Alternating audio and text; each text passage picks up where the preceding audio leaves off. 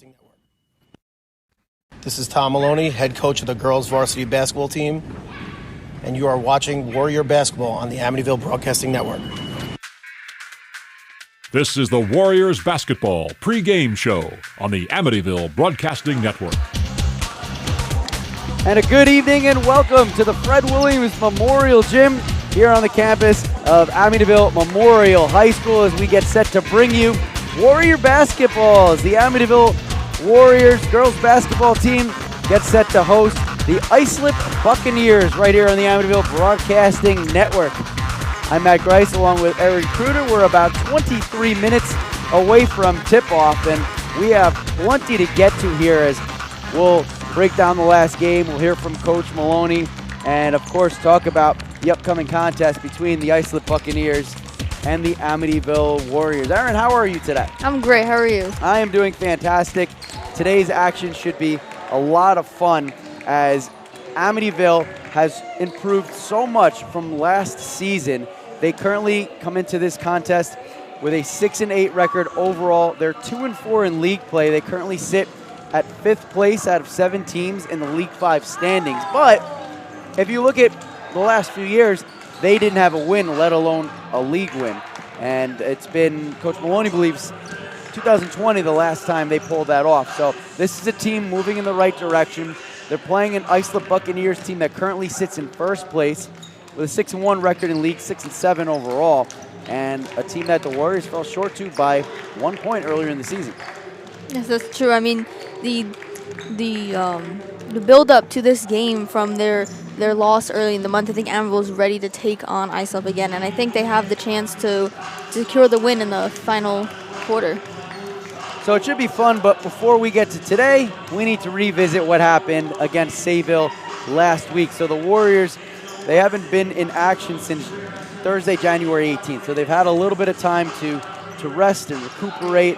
I know they're excited to get back out there tonight, and they're itching to get going, but when they played Sayville, they had to travel to Sayville, and Sayville right now is in 3rd place. They're 4-2 in the league, 10-4 overall, so that's a good team. Their overall record is better than the 1st place Buccaneers that Amityville's taking on today. But that was a game that has followed a very typical blueprint for these Amityville Warriors, something that they need to do better with, and that's getting off to a fast start, because that is not what happened in that last game. That's true. And I believe Coach Maloney said that they did start off winning in the first few minutes, but they did start to slow down, and that allowed Sayville to get the lead. And then as they going on in other quarters, they still were slow, but again, as a trend we've seen in past games, they tend to gain traction in the later quarters, in 3rd and 4th quarters, as they score more points than Sayville in the 4th quarter, but it still was not enough to win. I agree. It was a contest in which, during spurts, Amityville showed that they can hang with them. And in the first, and then put up 6 points in the 2nd quarter. That's a recipe for disaster. But in that loss, there were some standouts for the Warriors. Some key players: Mercy Griffin, Alana Henry, and Aaliyah Jones, all stepping up for the Warriors. So I want to mention Aaliyah Jones is an 8th grader. She was pulled up from the middle school to this varsity team. That really shows how the younger the younger players of this team are really taking charge. And I've seen Aaliyah Jones in action. She's a great shooter. She has a lot of points on the board, as you can see, and she's a key player of this team, and can't wait to see how she does in her years when she's actually a high schooler. Yeah, that's something Coach Maloney talks about quite frequently, is the fact that it is a young team and they're only getting better. And they've bought into Coach's system and they're playing really hard. They're going to have to play another game without Anaya Hampton, who is the muscle of this team. But, next person up, as they say. And Amityville's been able to do that. If you go back before the Sayville game, the Warriors did have 2 wins in a row. So they need to get back going again. But if they're going to do that, they need to come out with a faster start. And, it's funny, we'll hear from Coach Maloney in just a few minutes, but their team is still experimenting of how to go about doing that. They've tried all different methods of trying to come out with that fast start, and they haven't had the way to do it just yet. But we're going to break down this game. It's an exciting game. Tip-off about 19 minutes away at this point.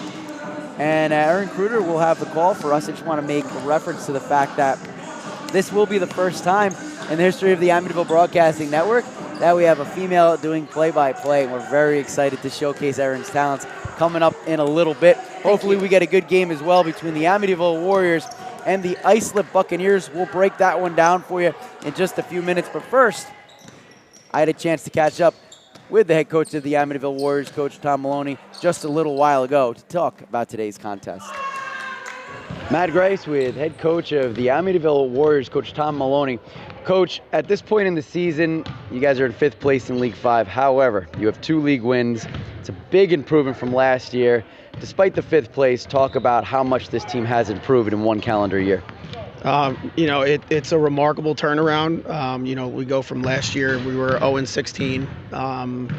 And then this year, we're at this point we're 6-8, and we're 2-4 in the league. And honestly, it's the first league win we've had since probably January 2020, which again is a test to the kids. They committed all year round. They've committed every single day from the season, from the first day. But we have 6 more games left, and we got to go 4-2 to qualify for the playoffs. Yeah, I'm hopeful. I think this group has it. If we can do that, I think we'd be ahead of schedule. We've been ahead of schedule all year long, so I think we can do it. So it's all about us and the kids getting it done. So today's our first step. We got to take care of today first, and then we'll worry about tomorrow. So you're coming off a loss against Sayville, and if you look at it, it's a blueprint that we've seen a couple of times this year where you get off to a slow start and you finish really strong, but it just wasn't enough. So what are you doing to try to address the slow starts? Because clearly the second half of games, you've shown you could compete with anybody.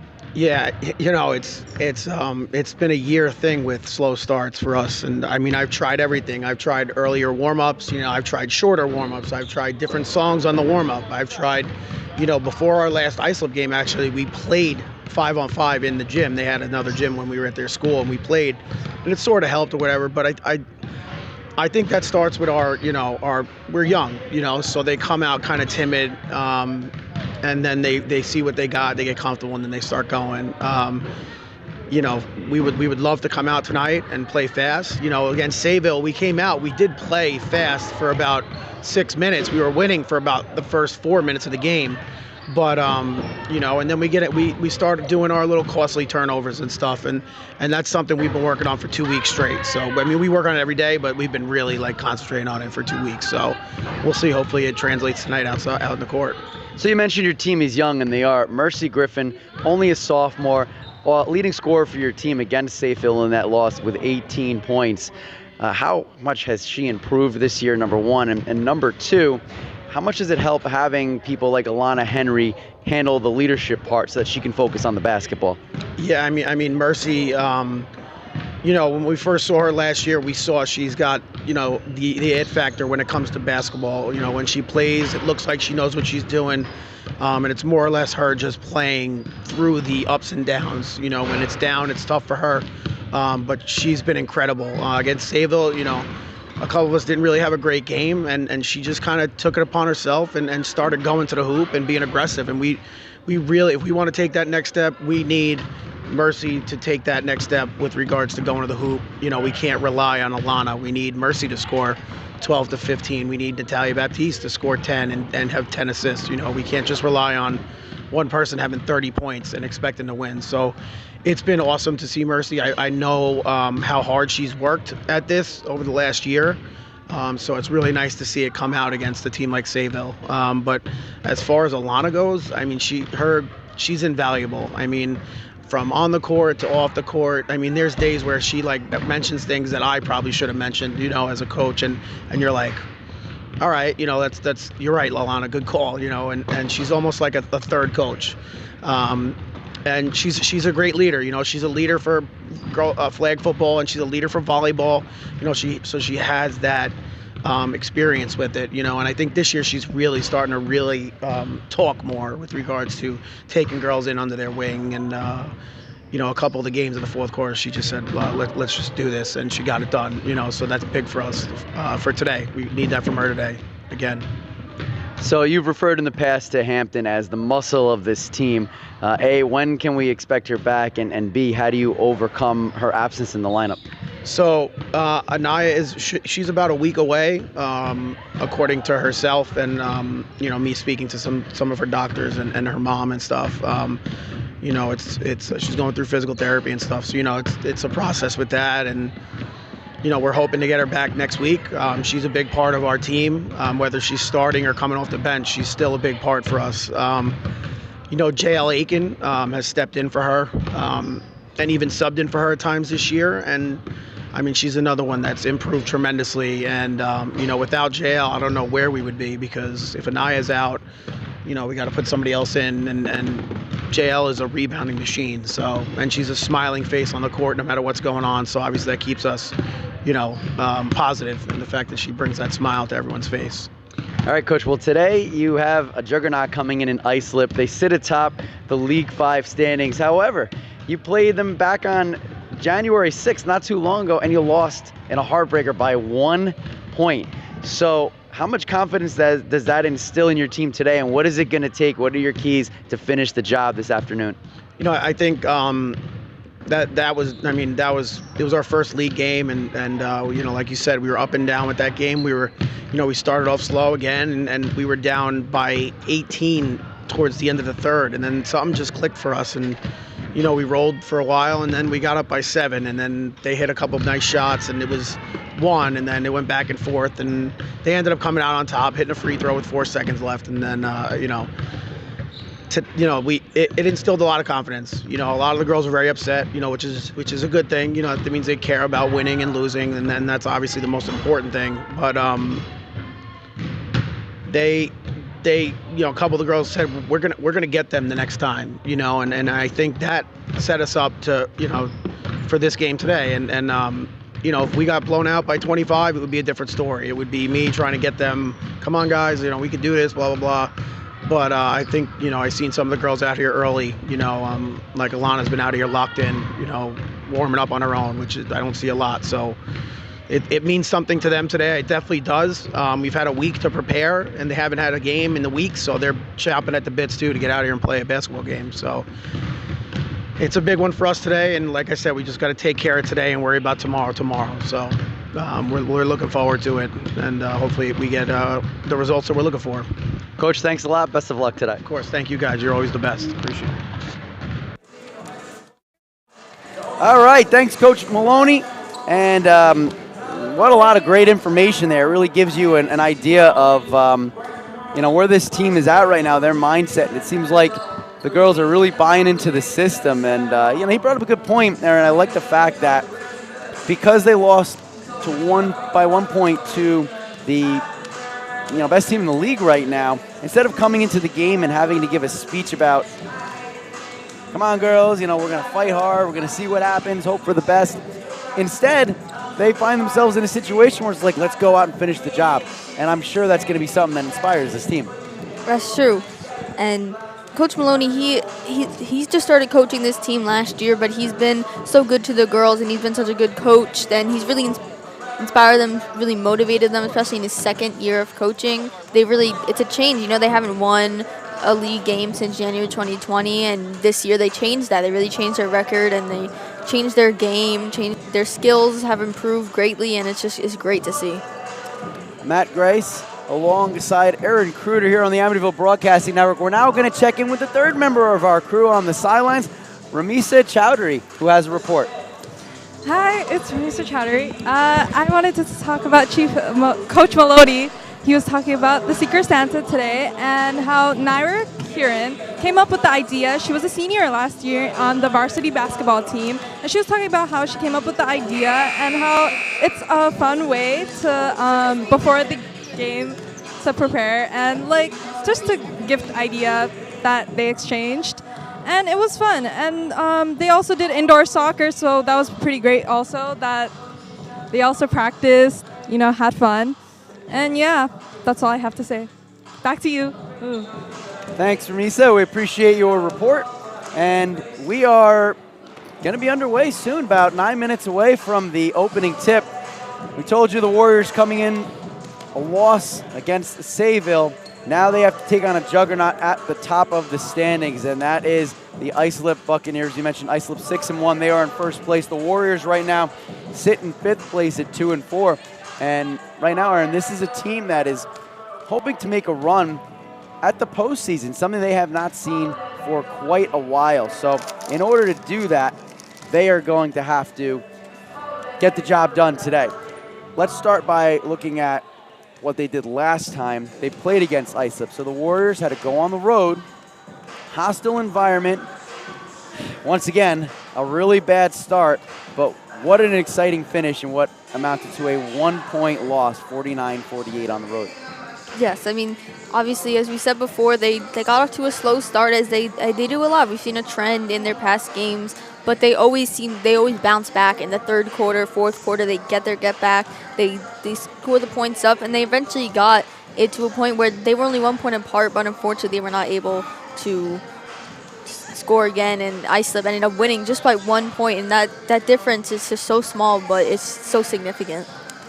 If you want to win the big game, you need your best players to step up and be your best players. And in that game, probably the two best offensive options that the Warriors have were their best players. Alana Henry, Mercy Griffin were fantastic.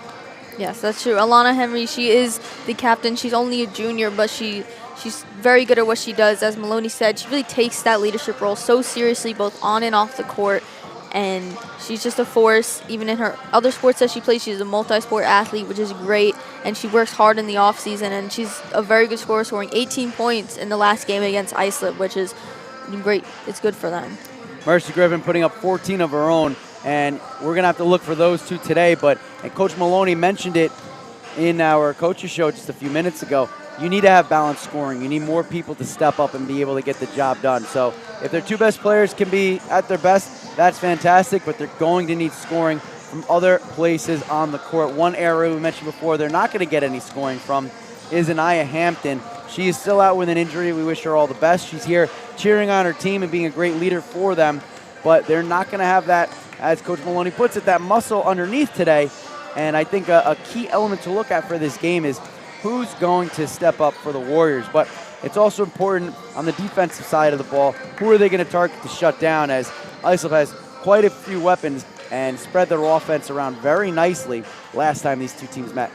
On the Islip side of this conversation, we see that on the last game that they played, Carly Mullins scored 12 points, top scorer of that game for her team, and she is the starter today. So that is really, they need to look out for her, as she's clearly a very good player, and she's amazing to see on the court. And then moving up and down this roster, we mentioned that the Warriors had really two big scorers in that last time these two teams met.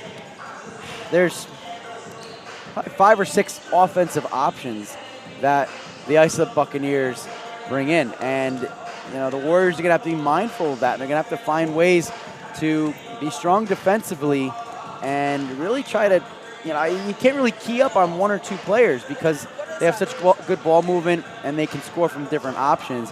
One of the keys, I think, for the Warriors today is going to be what are they going to do on the glass, especially on the defensive side, in terms of limiting second chance opportunities.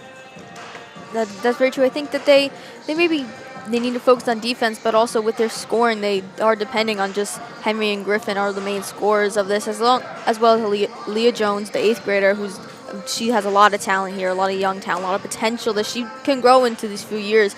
But also, we have some low scorers, Hampton, who's not in anymore, Baptiste and Katz, who I think can improve their skill a lot as they're young. Baptiste is a freshman, Katz is only a sophomore, and as mentioned before, there's a young talent on this team.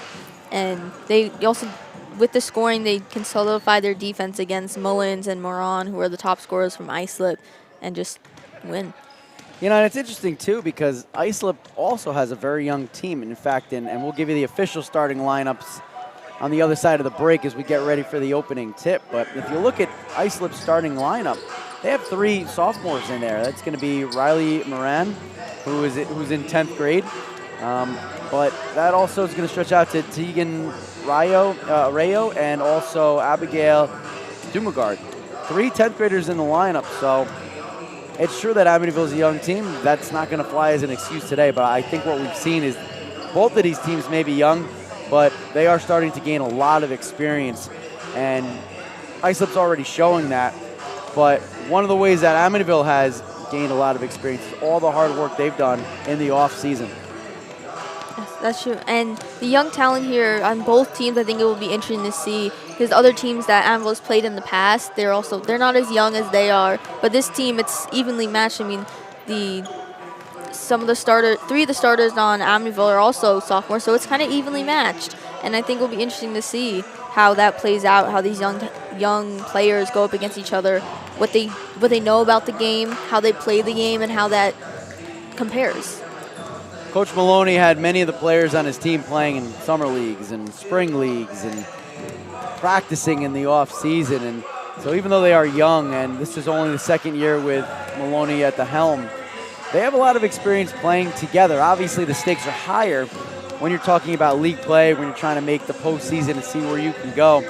Alana Henry, she's been a star for a long time. She's a junior. She has 2 years left, but her clock is winding down, and I know she wants to will this team into the postseason, and today would be a really good place to start. Let's take a look at where Islip is coming from.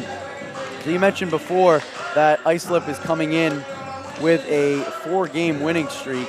Their last loss, a bad loss at Kings Park. They were blown out 41-19. That was only a few weeks ago, back on January 12th. But last game for the Islip Buccaneers was last Friday the 26th, and they hosted Wyandanch. Wyandanch is currently winless on the season, 0-7 in league play, 0-13 overall, and Islip did exactly what they needed to do in that contest. That's true. I mean, they got off to a strong start, as we can see, which is obviously not what Amityville does the best, but that's what Islip has done, and they won the game against Wyandanch 60-51, 9-point difference. And you can see, as we look at the scores, they actually slowed down in the fourth quarter. They allowed Wyandanch to score a lot more than they did. So I think that'll be interesting to see how the slow and fast, how that combines and how this game will play out and how. Yeah, it should be a lot of fun. We're counting down. We're about a couple of minutes away from the opening tip. So now as we get set, Aaron, what do you expect to see and what do you think needs to happen in order for the Warriors to finish the job and avenge their 1-point loss from just 3 weeks ago? Well, I expect to see some key players on the court. I expect to see Henry and Aaliyah Jones, both young, very talented players. So I expect to see them. I think that they will be the key players of today's game. I think that they will get the score up on the board, and Alana Henry, the captain, I think that she will lead the team into victory because she's very serious, and it's a great contributing factor for a game like this. Well, it should be a lot of fun. We thank you so much for tuning in to the pregame show here on the Amityville Broadcasting Network. Matt Grice, Aaron Kruder, tip-off coming up in just a few minutes between the Amityville Warriors and the Islip Buccaneers, and Aaron Kruder will have the call. So don't go anywhere as all the action starts next, right here on the Amityville Broadcasting Network. On December 7, 2005, I was deployed to Baghdad, Iraq. As I was searching for the bomb, the bad guy and the bomb found me first. After the explosion, I was left with a 1% chance of living. During my road to recovery, I had a tremendous amount of support from friends and families and the Coalition to Salute America's Heroes. The primary mission of the Coalition to Salute America's Heroes is to offer financial emergency assistance to veterans and their families. Visit saluteheroes.org to learn more. On December 7, 2005, Coming off a loss to Sayville, the Amityville Warriors are at a 2-4 league score, but Islip is high off a 4-win streak, and they're ready to take on the Warriors again. Will the Amityville Warriors get their retribution on the Islip Buccaneers, or will Islip continue their streak of wins? Find out next on the Amityville Broadcasting Network. This is Tom Maloney, head coach of the girls varsity basketball team, and you are watching Warrior Basketball on the Amityville Broadcasting Network.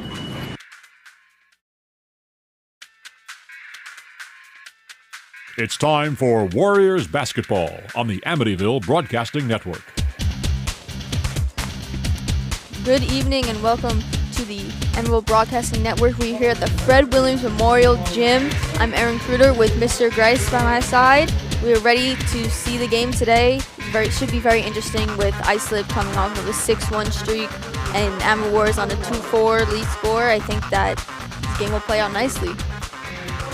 It should be a lot of fun as both teams are on the court. And again, Amityville trying to avenge a loss from a few weeks ago by 1 point to the first place Buccaneers. This could be a statement game for the Warriors. Yes. So we're going to start with the starting lineups for the Islip Buccaneers. We've got number 1, Riley Moron. We've got number 13, Carly Mullins. Number 14, Brianna McGowan. Number 21, Tegan Rayo. Number 23, Abigail Dumagard. And we've got for the Amityville Warriors, number 2, Alana Henry. Number 5, Delaney Katz. Number 12, JL Aiken. Number 23, Mercy Griffin. And 24, Natalia Baptiste. We got the head coach for the Islip Buccaneers. We got Colin Smith coaching with assistant coach Taryn O'Miller. And the head coach for the Amityville Warriors, we got Tom Maloney with the assistant coach Mike Abadamolo. And we've got their managers Jasmine Reynolds and Kishanti Armstrong.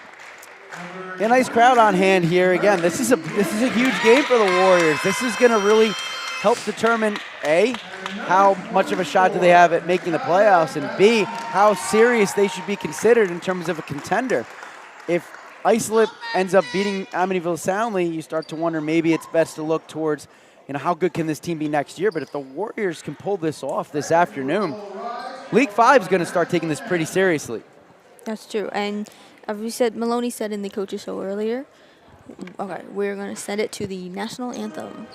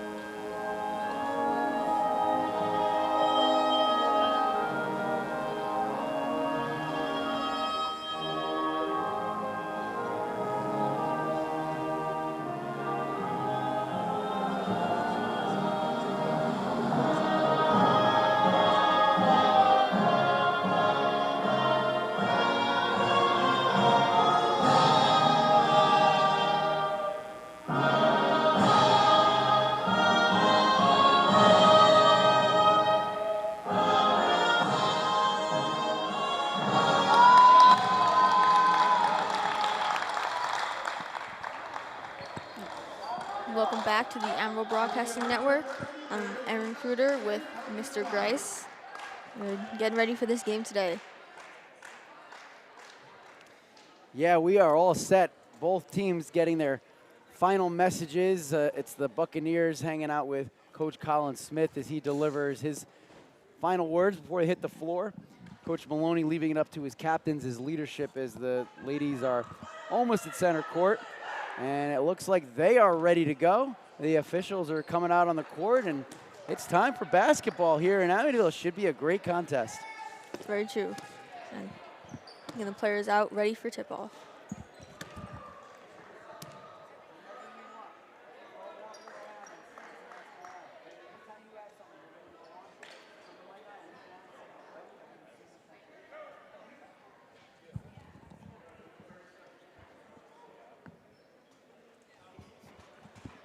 We've got Mullins and Dumagard at center court for the Buccaneers. We've got Mullins and Henry facing off for a tip-off as they get ready. Alana wins the tip-off, hits it to Griffin. She scores. Hit to Moran. Hits it to Rayo. To Mullins down court. Back to Moran. To Rayo. Dumagard. Back to Mullins. She shoots and blocked by Baptiste. Mullins has some size. She powers her way to the basket, but good job by the Warriors of not giving her a free lane and an easy look. But right off the bat, she does get to the free throw line. So the Warriors may have to find themselves in a position of having to plant their feet and take a charge, or that might be a mismatch all day. Makes it in, putting 1 point on the board for the Buccaneers. 7 minutes and 49 seconds left. We're currently Amityville 2 with Buccaneers 1. And Mullins ties the score with the Amityville and Buccaneers both having 2. 7 minutes and 45 seconds on the clock as Baptiste dribbles down court. Pass. Ooh, Katz has the ball.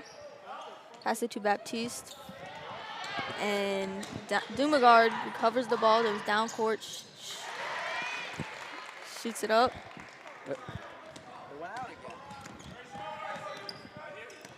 Oh. And Griffin shoots it to Katz. It's it back, but it's recovered by Dumagard. Dribbles it down court. Hits it up. And does not make it in. Rebound by Alana Henry. Just makes it down court. She hits it up and makes it in. Time is 6 minutes and 57 seconds. Amityville and Buccaneers are tied at 4-4. Rayo has the ball, passes it to Dumagard. She hits it and she scores 3 points for the Buccaneers. And score Amityville 4, Islip 7. With 6 minutes and 40 seconds on the clock. Baptiste dribbles down court, passes it to Katz. To Alana, Henry, Baptiste. The whistle is blown.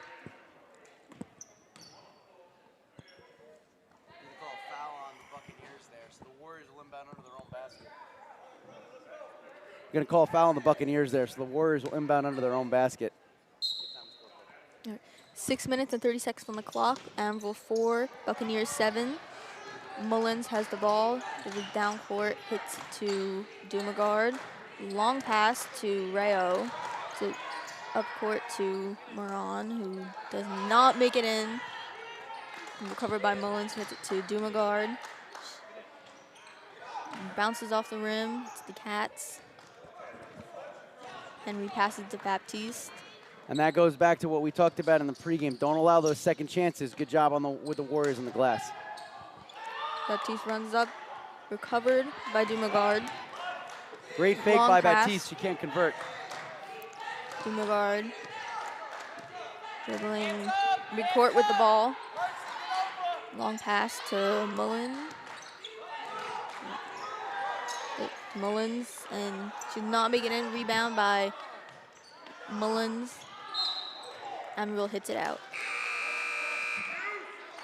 5 minutes and 33 seconds on the clock. The score is 4-7 Buccaneers. So on that play, the Buccaneers were able to generate second chance opportunities. The Warriors not able to cash in on a rebound. Mullins has the ball, passes it to Moran. Bounces off the rim. Henry recovers it. That was down by midcourt. She hits it up. It's 5 minutes and 19 seconds on the clock. So they call a double dribble on Alana Henry there. So turnover for the Warriors. A rare mistake from Henry, who is incredibly reliable for this Warriors team. Amityville putting on the press. Moran has the ball. Dribbles up court, hits it to Mullins. Rebounds off the ball.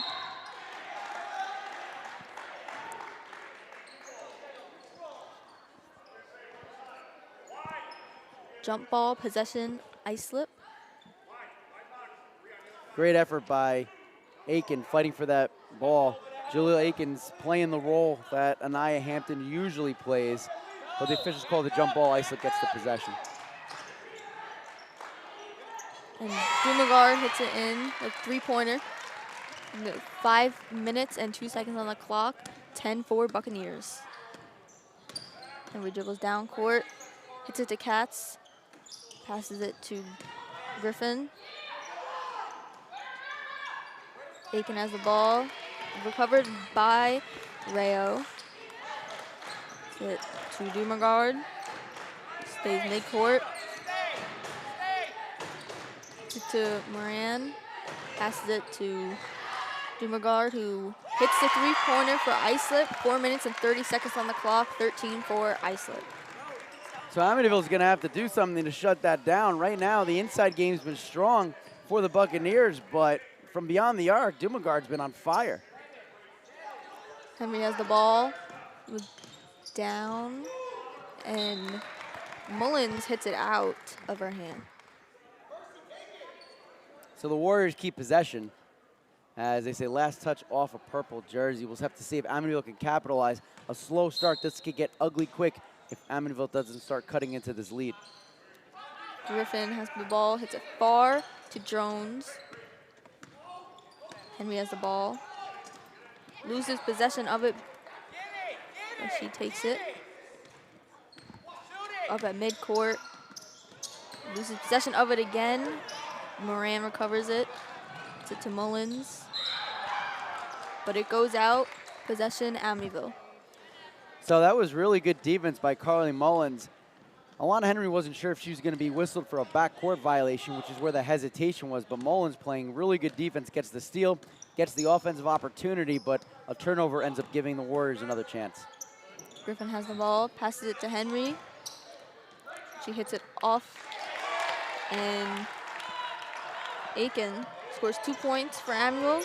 The time is 3 minutes and 30 seconds. 13-6, Islip. Dumagard has the ball.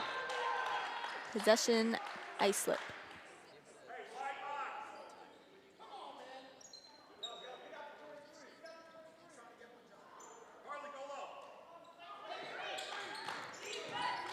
Dumagard has the ball.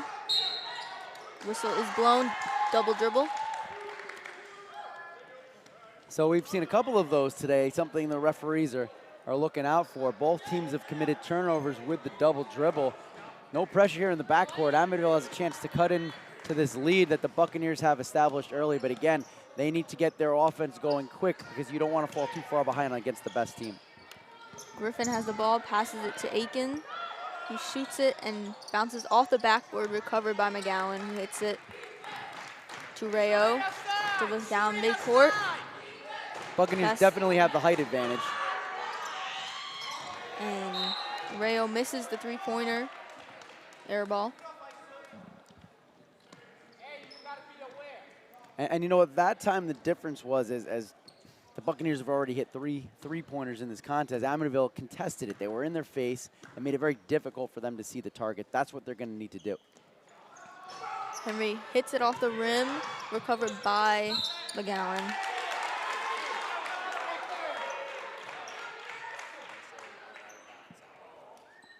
Out of bounds and is Amityville's ball.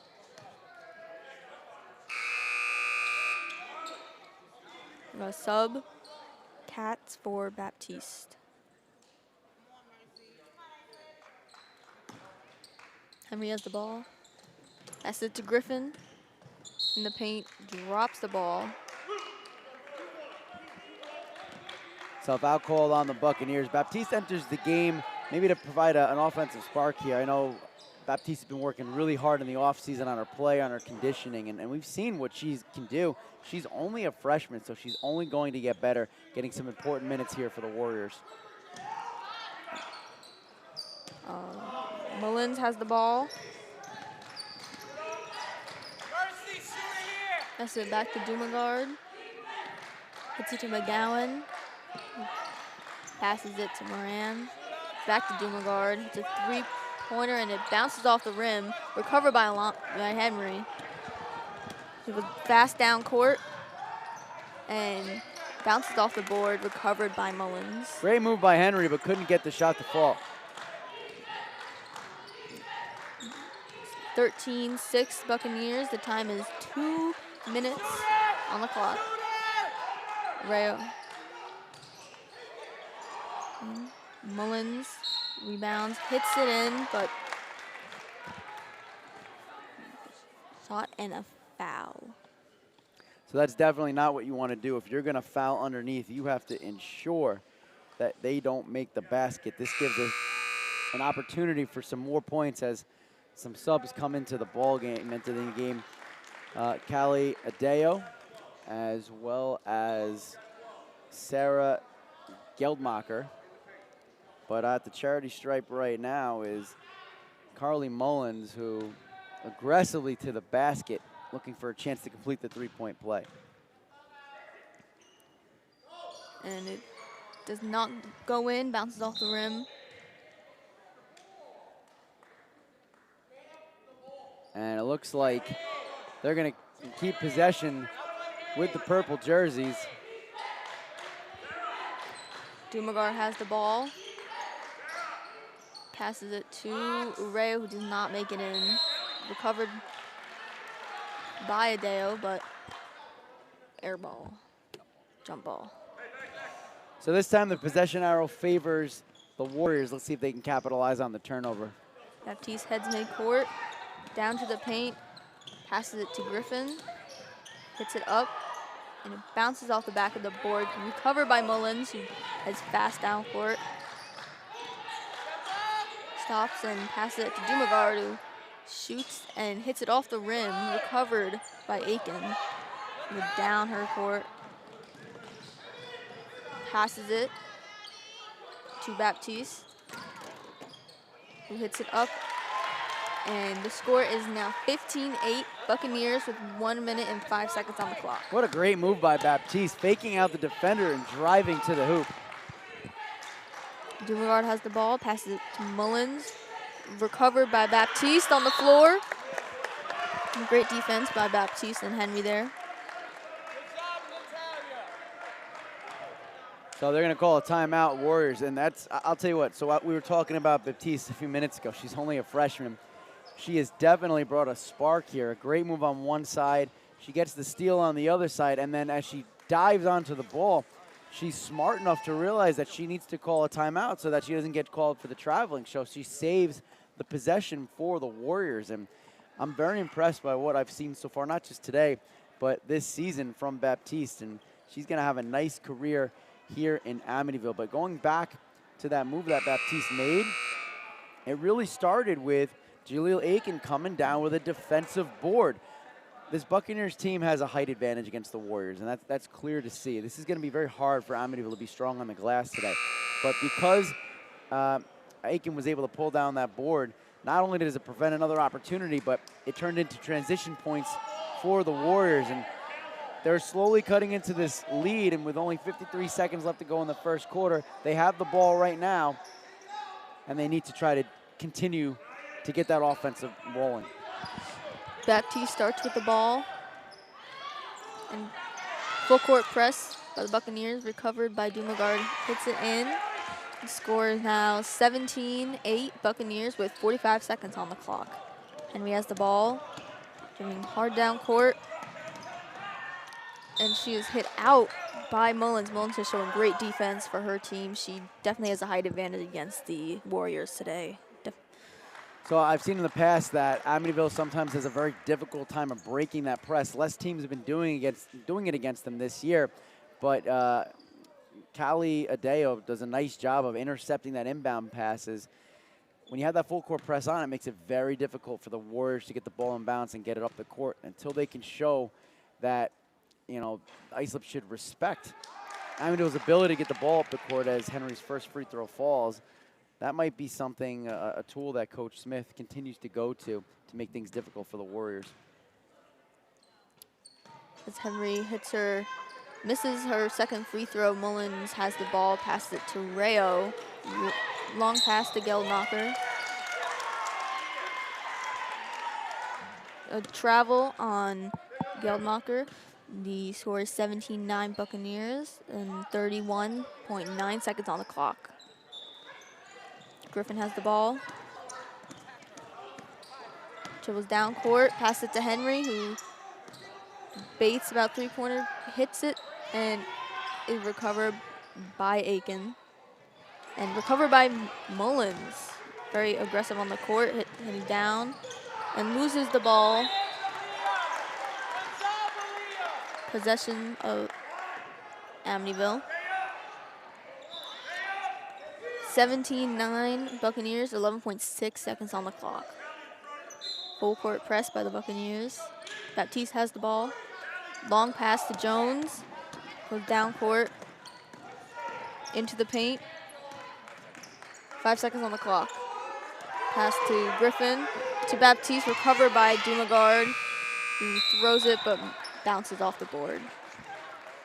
17-9 on the scoreboard, Buccaneers, and that is the wrap for the first quarter. We're sending it to commercial.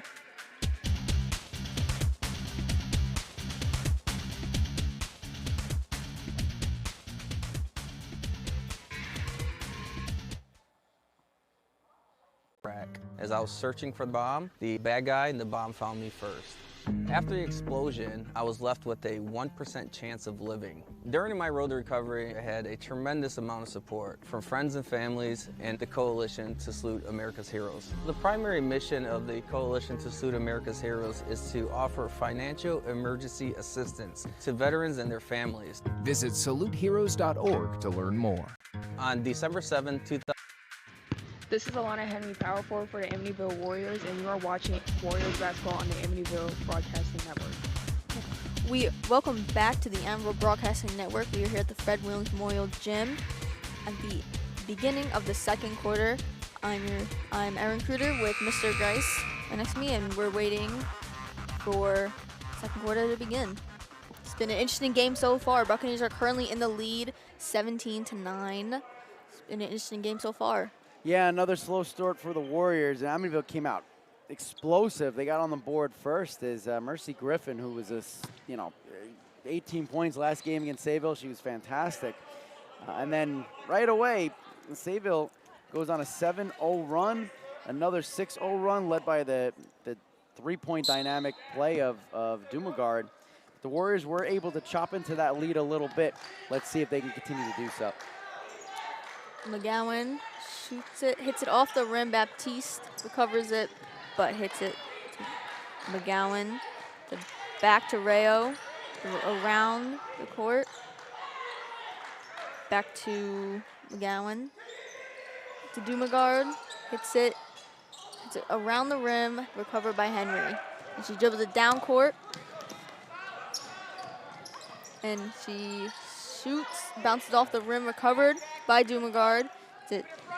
To Rayo, go down court.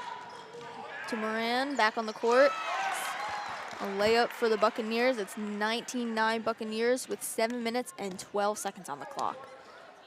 Griffin is heading down court, dribbling the ball as she is pressed by Buccaneers Rayo. Hits it to Jones. We're going to send it to our sideline reporter, Ramisa. An intense matchup, as we can see, and we're seeing like a change in Coach Maloney's attitude. I overheard him talking about how they need a stronger defense with the team, how the team needs to get better in the defense, obviously, and more movement within the team. And yeah, that's all I have to say. Back to you guys.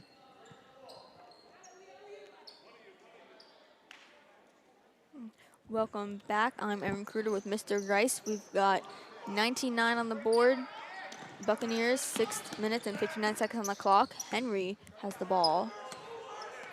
Passage Baptiste, intercepted by Mullins, who heads down court and hits it up. The fight over the ball, Baptiste and Mullins, quite a matchup. There's that energy again. I mean, Baptiste has provided a spark off the bench, and she has been everywhere. Offensively, she's shown you what she could do, but she has been very aggressive defensively. She's not very tall, but she's playing like she's 6 feet tall right now. And because of her efforts right there, the Amityville Warriors get the ball back. Griffin starts with the ball, passes it to Baptiste, heads to midcourt, and dribbles it. Hits it to Henry, who shoots, hits it off the rim. A foul is called on Islip.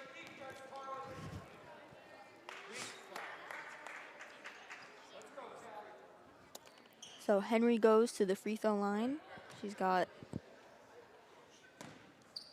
2 throws, I believe. And this is good for the Warriors. Get your best players in the paint, be aggressive. If you can't hit the shot, get yourself some free looks. That one doesn't fall. Henry right now 1 for 3 from the charity stripe. Amityville needs to get these points to fall as they find themselves down by 10. Yeah. Henry hits her second free throw in, while Moran recovers the ball and hits it to Rayo, covered by Baptiste. Hits it to McGowan, recovered by Baptiste. Hits it to Aiken, to Henry, back to Baptiste. And there you go, in the middle of the action right there once again. Back to Griffin, recovered by Moran. Rayo knocks Griffin to the ground.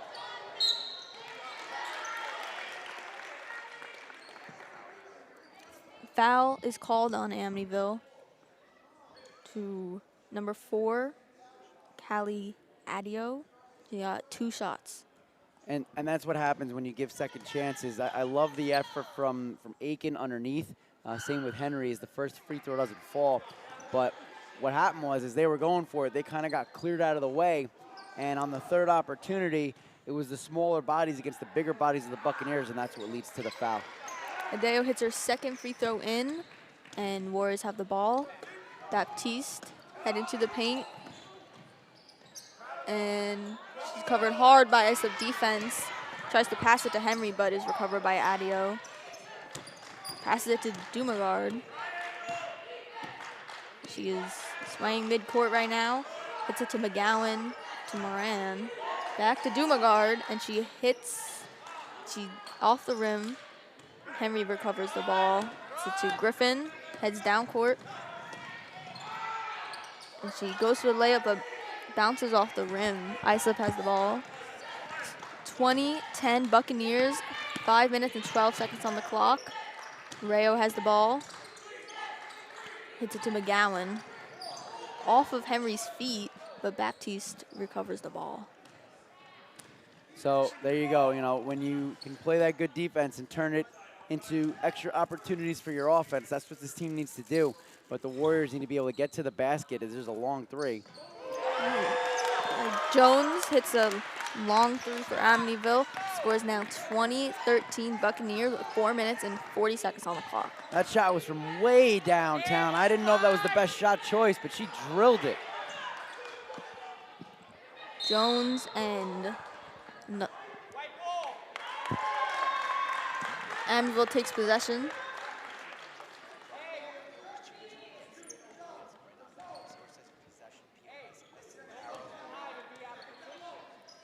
So as Amityville takes possession of the ball, Griffin heads midcourt with Baptiste by her side. 20-13 Buccaneers, 4 minutes and 21 seconds on the clock.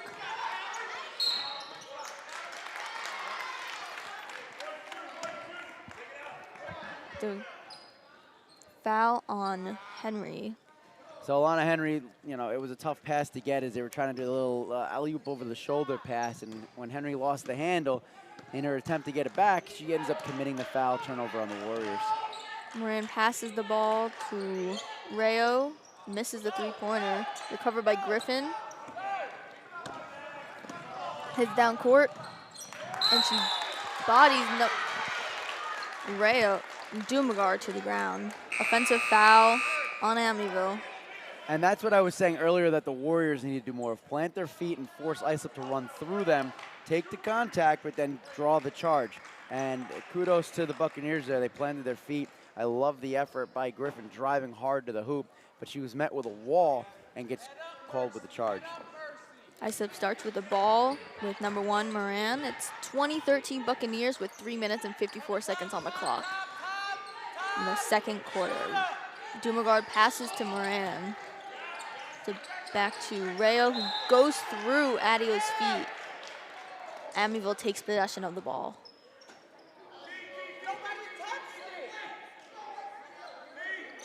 Oh, correction, it went off of Henry's foot, so Islip takes possession of the ball. Rayo has it and hits off the rim.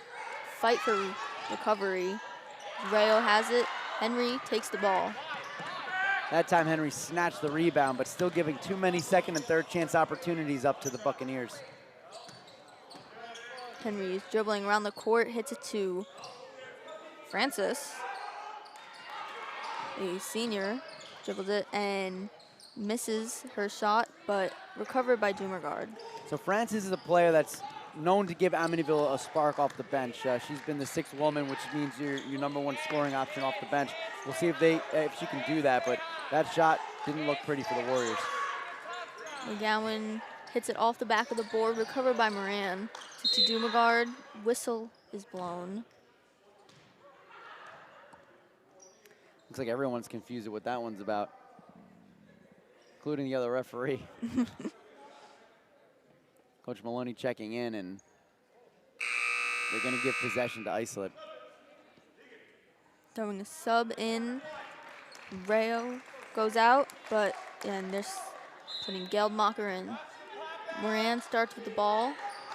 It to Geldmacher, to Dumergard, to Rayo, to Moran, to McGowan. At the midcourt. Whistle is blown. Possession. Yeah, they're going to call that a turnover, so the Warriors would get it. And that all came from the defense here as we get another whistle. And now we're going to get a timeout. So Coach Smith wants to talk things over. He doesn't like what he's seeing, and the Warriors are hanging in there. They're very slowly chipping away at this lead. It was 17-9. Warriors were losing at the end of the first quarter. And, so far here in the second, with almost, 3/4 of time gone by, the Bucks have only been able to put 3 points on the board. So I think you're starting to see the confidence grow a little bit. There's some excitement that we've seen from the Amityville bench from that last possession, and that really started with the aggressiveness of the defense that we saw against the Buccaneers. That's true. I've seen, just before the whistle was blown, amazing defense by number 21, Aaliyah Jones, the 8th grader, the youngest person on this team, youngest person on this court, in fact, because everyone else is a high schooler, and she's just shown a lot of talent so far, just being on the court, and we'll see what happens next.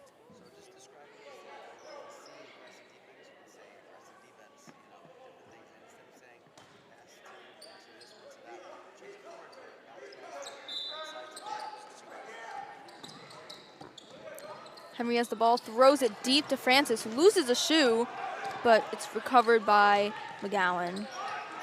Amazing defense. Baptiste hits the ball out.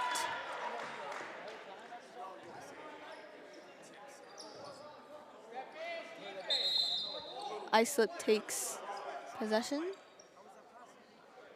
Refs are talking it over.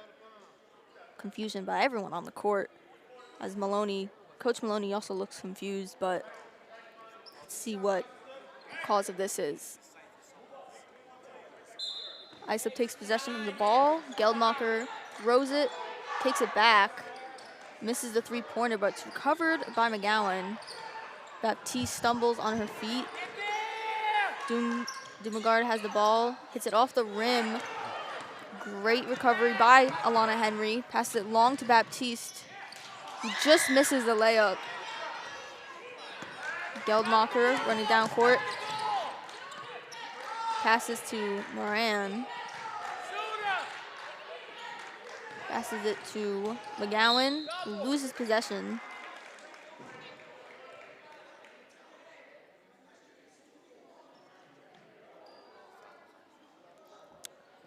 A foul on Francis as Islip takes possession of the ball. Dumergard has the ball, sinks the three-pointer for Islip. Score is now 23-13 Buccaneers, 1 minute and 51 seconds on the clock. Dumergard has 4 three-pointers in this game. Warriors need to get in her face. Francis has the ball, but hits it.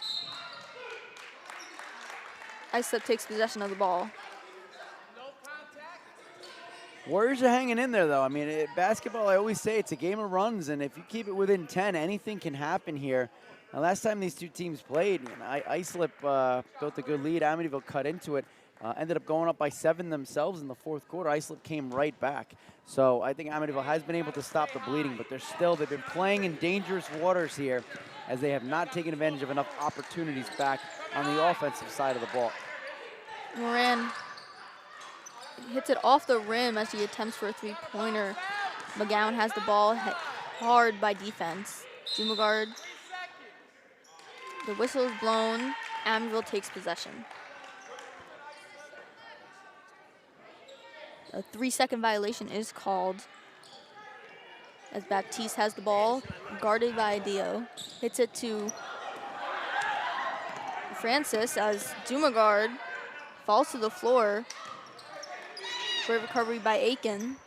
Jones has the ball. Aiken hits it off the rim as Alana Henry recovers the ball, jumps out of the court. Dio dribbles down court, is in between circles. It's 58 seconds on the clock as Dumagard misses her three-pointer. Now Henry, bounce pass to Baptiste is 23-13 Buccaneers with 45 seconds on the clock.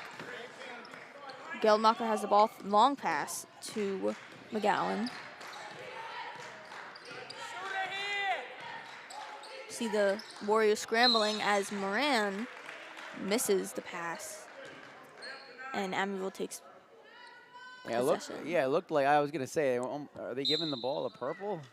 It looked like it should be Amityville ball. Now there's a timeout on the floor.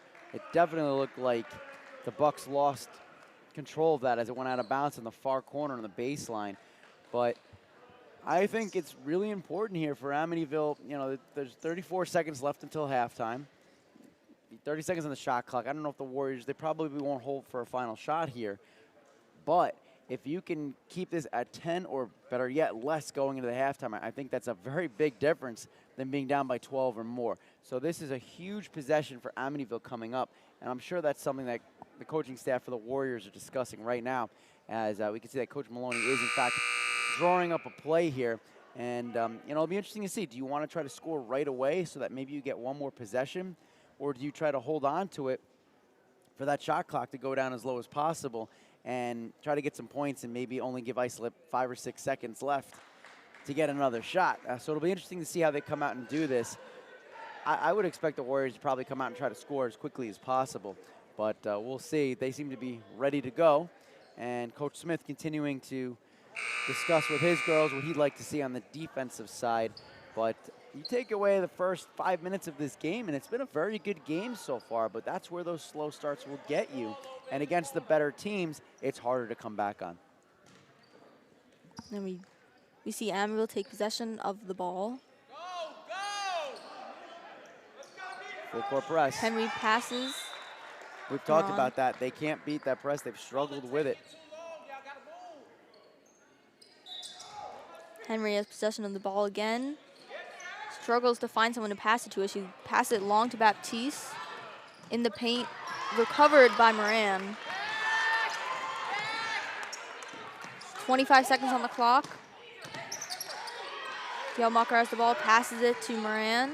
19 seconds on the clock. Geldmacher looks for someone to pass it to, hits it to McGowan, but she lets it get out of her hand. She lets it slip, which I've seen happen in the past few minutes to the Buccaneers. You think they're starting to lose their grip a little bit. Yeah, but Amityville needs to capitalize on those opportunities. They have a chance for the last shot here, but they have to break this press. Ooh, Baptiste runs straight into McGowan. And they're going to call that is not a charge. They're going to call that against Islip. And now the Warriors have 10 seconds to hold for the last shot and to try to cut this under 10 going into the half. Henry has possession of the ball. She looks for someone to throw it to. Baptiste has the ball. And she's at midcourt. Full court press. 5 seconds on the clock. Jones misses the three-pointer, recovered by Dio as the second quarter, the first half comes to an end. 23-13 Buccaneers. And we are after this break, we will be going to our halftime show hosted by Mr. Grice with Aaron Kruder also there. All right, we'll be back right after this on the Amityville Broadcasting Network.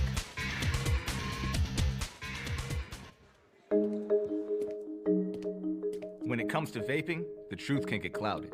So let's make it clear. Vaping is not safe for kids, teens, or young adults. It's just not. Because vaping can put microscopic particles into your lungs. And dangerous things like metals and volatile organic compounds into your body. And nicotine, the same highly addictive substance found in regular cigarettes. Nicotine can harm a person's brain development through their mid-20s, affecting learning, memory, attention, and impulse control, and priming the brain for other addictions. Vaping products also come in kid-friendly flavors that can make them appealing to youth. And many kids also use other drugs, like marijuana, in vaping devices. With appealing flavors, high nicotine levels, and lots of promotion on social media, many kids think vaping is harmless, but it's not. So talk to your kids about the risks of vaping, because when you talk, they hear you.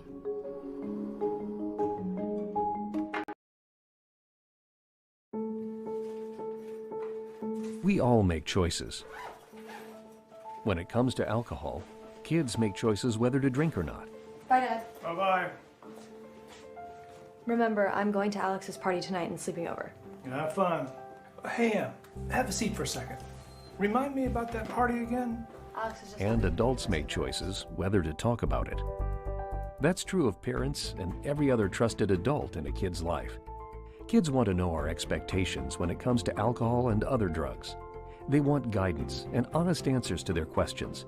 And it makes a difference when the message is consistent and part of everyday conversations. So talk with your kids and help lead them on a positive path.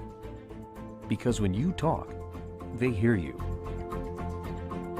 For more information about talking with your kids about underage use of alcohol and other drugs, visit underagedrinking.samhsa.gov.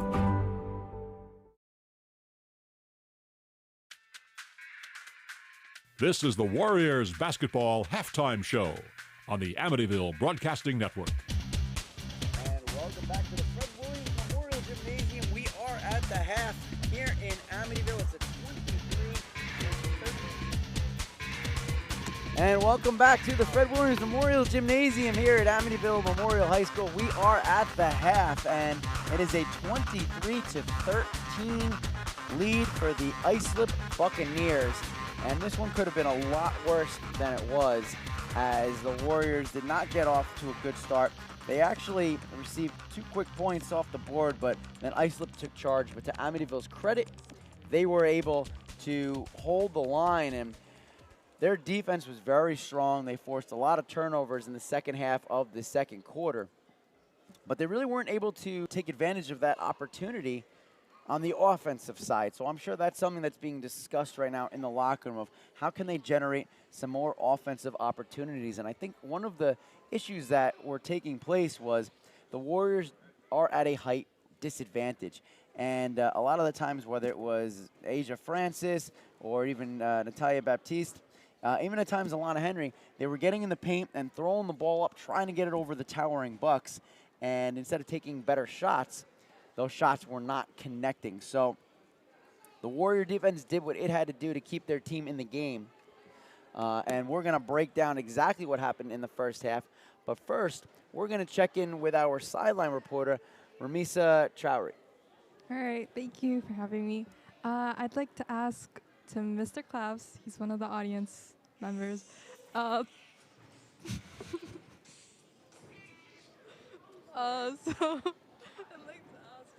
did you feel about the game for now? The game for now, I think we are a second half team, so I believe that we're going to come back in a big way. All right? I think they learn from their mistakes in the first half, and then they come back and we end up winning. Okay, and do you think they're playing to your expectations for now? The first half, I would say no, but I think they're gonna come back. People are going to start making their shots, and our defense is going to be tremendous. Once they start their full court press, we're lights out. All right, thanks, Ramisa. Thanks, Mr. Claps, for that. And we are back here. It's the halftime show on the Amityville Broadcasting Network. Matt Grice, Aaron Kruder, with the second half coming up in about 5 minutes of clock time. And I think Bob Claps brought up something very profound there as he stated the fact that the team struggles with the full court press. And as Amityville was starting to chop off that lead that the Bucks had established. As soon as that press was put forward, Amityville started struggling to get their offensive game going. So let's take a look at what happened in the first half. I said before, Mercy Griffin really set the tempo for the Warriors immediately. First possession, quick score for the Warriors, but then a 7-0 run was followed up by the Buccaneers, led by a couple of three-pointers as the Warriors do answer back. But then 2 3-pointers back-to-back by Abigail Dumangard, and just like that, 7-0 run, 6-0 run, Warriors find themselves in a really large hole. This has been a theme all season. Maloney talked about it before the game. The slow starts. They have not found a way to find their rhythm early on, and that might be something that happens, Aaron, when you have a young team that is feeling out an opponent for the first time. That's true. And with the slow starts, I think it is mainly because they're a young team. Because they're young, they maybe haven't developed all the knowledge that they have of the game that they need to just head in and just play and dominate the court as players of their team. And it's hard to kind of do that, but it's just something that they have to feel out and something that they need to learn. They need to start doing in the last few games of their season. So first quarter ended with the Warriors trailing by a score of 17-9, and not how you want to get things going. But where was this going to go? Were the Buccaneers going to run away with this, or was Amityville going to do what they've really done a lot this year, something they haven't done in the past, which is fight back and not give up? And we saw that in the second quarter. It was a lot of back and forth action. The Warriors were only able to put up 4 points in the second quarter, but 6 points for the Bucks in the second quarter. I think we need to talk about some of the keys here as the Warriors trail 23-14 at the half. You have to get your best scorers going. There were plenty of opportunities given to the Warriors, really earned by the Warriors, by their defense and by some of the turnovers that the Buccaneers had. But unfortunately, Mercy Griffin put up 18 points against Sayville, just a few days ago. They need to get her going. We haven't seen Asia Francis get going. Alana Henry has had a couple opportunities from the free throw line, but hasn't really been able to do much from the floor. And if you don't get your best players going, and that includes Natalia Baptiste, who really provided a spark off the bench for the Warriors, your best players have to be your best players. And in a low-scoring game like this, is the offense going to ring the bell and answer the bell? And so far, we haven't seen that. I am sure that is the message in the locker room right now. How do you jumpstart the offense? I think you start by getting your best players going. I agree. And I think Baptiste, coming off of the bench, that she brought a lot of energy to the court. I saw a lot of aggressiveness that really needed to be there, especially seeing number 13 on the Buccaneers, Carly Mullen. She showed a lot of aggressiveness on the court. In the first 2 quarters, she was always reaching for that ball, especially she was always by Alana Henry, who I guess she's the tallest member of the Warriors, and I think with Mullen's height that she realizes that Henry is one of their power players and that she needed to get up on her because the Amityville Warriors are kind of slacking with points right now. So I think that they need to get on defense because I've seen number 23 in the Buccaneers, Dumagard, she started a lot of three-pointers. I think they need to watch out for her in the next 2 quarters.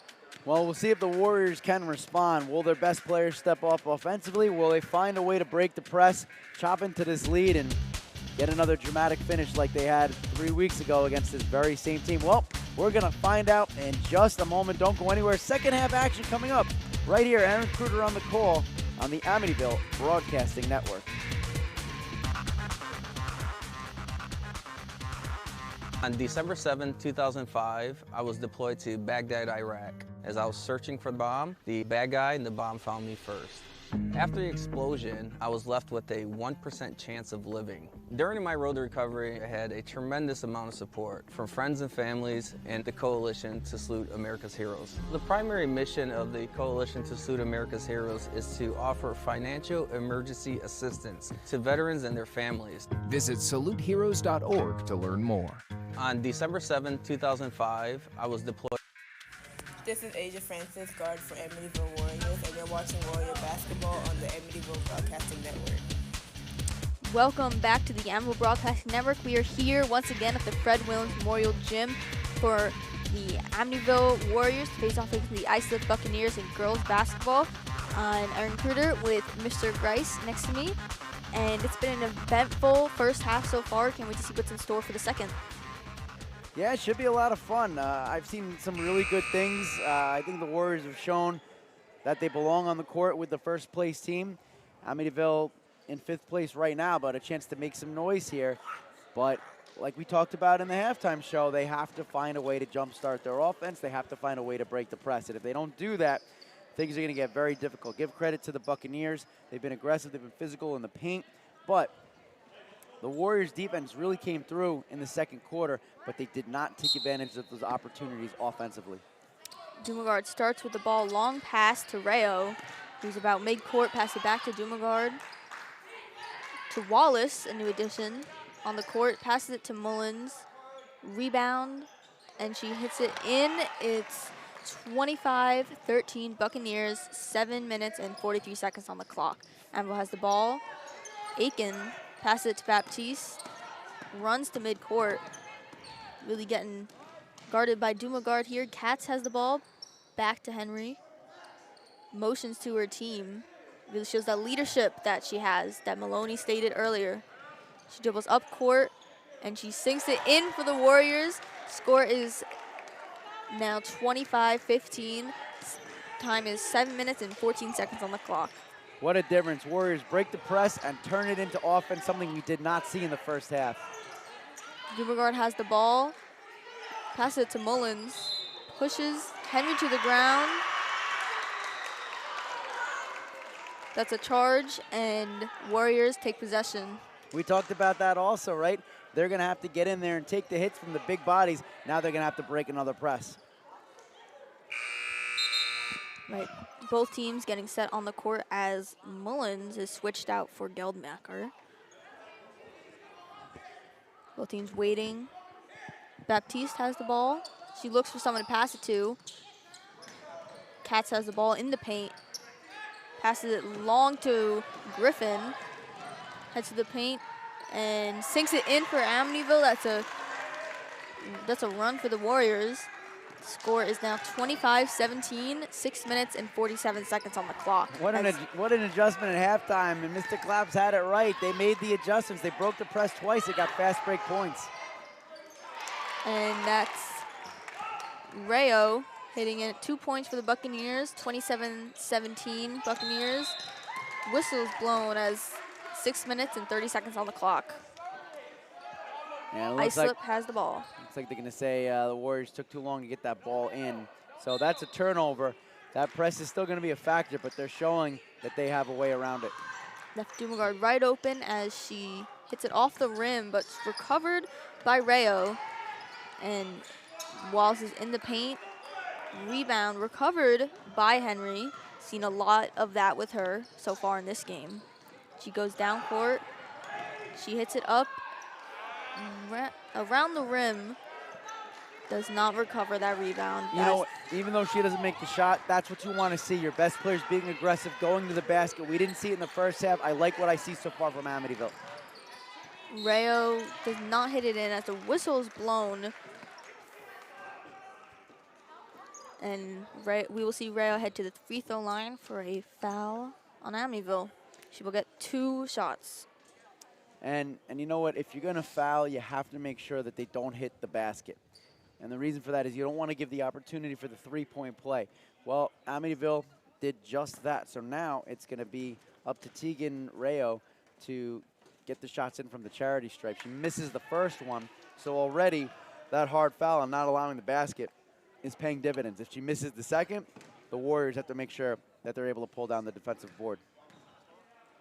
As she gets ready to, she hits in her second free throw shot. It's 2 for 2 right there as Griffin recovers the ball, but Rayo dives right in, and Amityville has possession.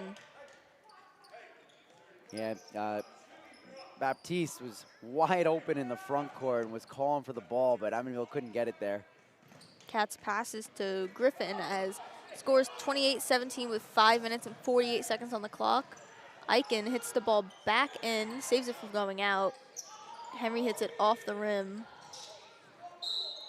And Amityville takes possession of the ball after the whistle is blown. Seeing a lot more aggressiveness in both teams. 3 in a row breaking that press, and it's leading to opportunities at the under end of the court on the fast breaks for the Warriors.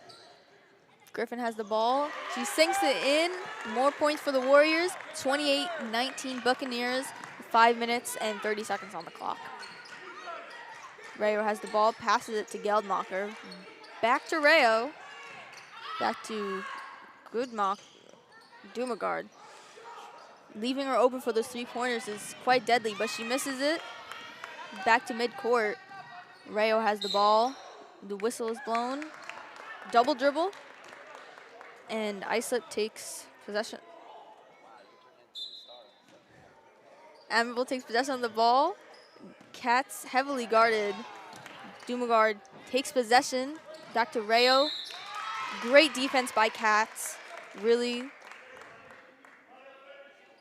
And the whistle is blown as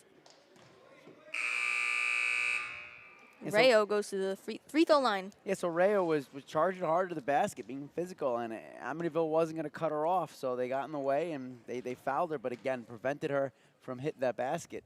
And as a result, as the first free throw doesn't fall, they have to earn it at the line. So right there, that's another point that the Warriors technically keep off the board, but they're turning. I wonder if the Buccaneers are going to keep pressing, because the Warriors are turning it into opportunities on fast break points. As the second free throw falls as well, they're going to keep pressing. Henry starts off with the ball, heads fast down court. She's guarded heavily by Wallace. As Wallace falls to the ground, Henry shoots and sinks in a 3-pointer, 2-pointer for Amityville. 29-21 Buccaneers, 4 minutes and 50 seconds on the clock. You hear this crowd getting into it. Dumagard and loose possession of the ball. Jones recovers it. Dumagard takes it back again. A whistle is called. Yeah, they're going to call a foul on Baptiste. And the Warriors had a chance there, and Jones was trying to get the pass over the head of some of the trees. She wasn't able to do it, a little shorter there. Dumagard has the ball, long pass to Geldmacher, to Wallace. Denied by Henry. Jones falls to the ground, but Dumagard has the ball, sinks the 3-pointer for Islip. Score is now 32-21, 4 minutes and 18 seconds on the clock, as Aiken misses her shot, rebounds, and hits it in for Amityville. 32-23 Buccaneers, 4 minutes and 8 seconds on the clock. So Amityville answers right back on the fast break, but man, when Dumagard is open behind the arc, she drills it.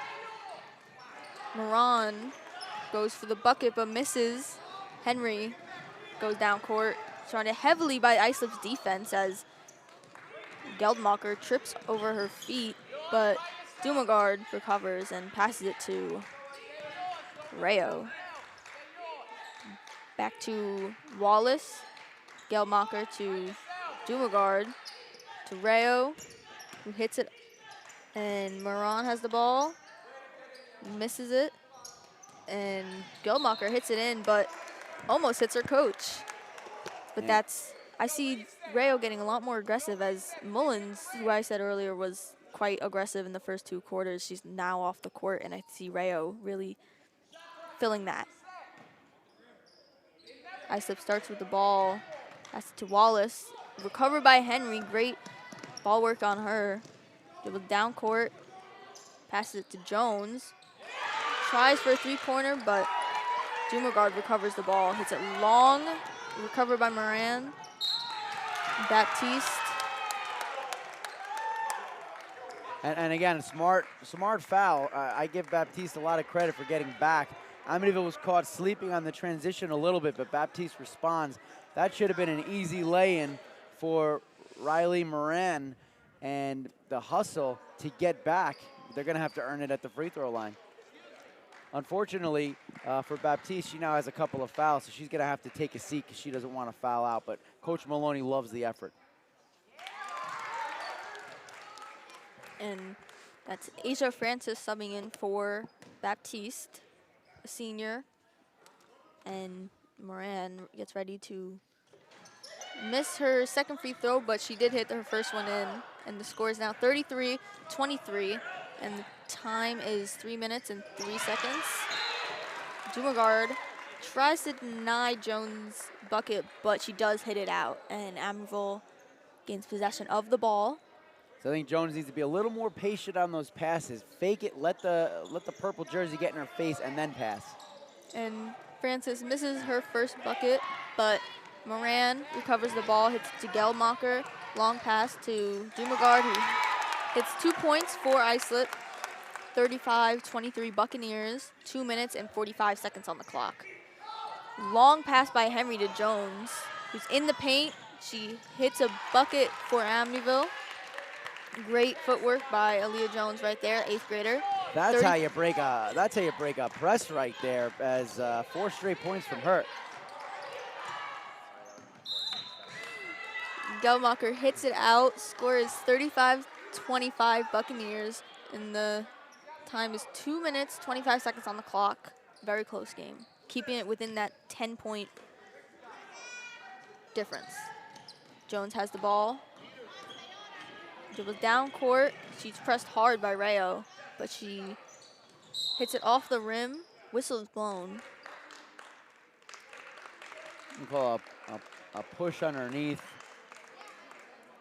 on Amityville. Islip starts with the ball.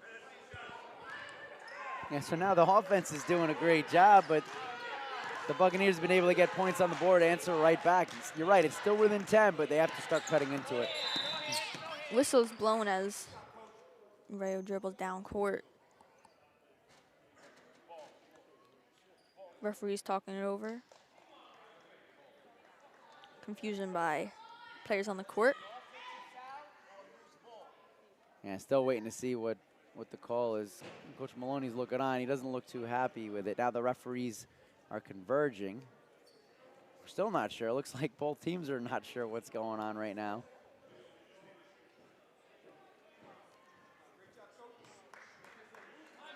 And still no signal of what's going on. It looks like everybody's confused out there. Confusing. And I guess now Rayo is going to the free throw line. That's foul on Amityville. Yeah, now they're going to say, Amityville has 5 fouls. So as a result, it puts the Buccaneers in the bonus. So any other fouls will automatically send them to the free throw line, whether or not they are in the act of shooting. And taking advantage of the first one as it falls was Rayo. And just like that, the lead is up to 11. 36-25 Buccaneers, and Rayo misses her second free throw thought. 2 minutes and 8 seconds on the clock as the whistle is blown yet again. And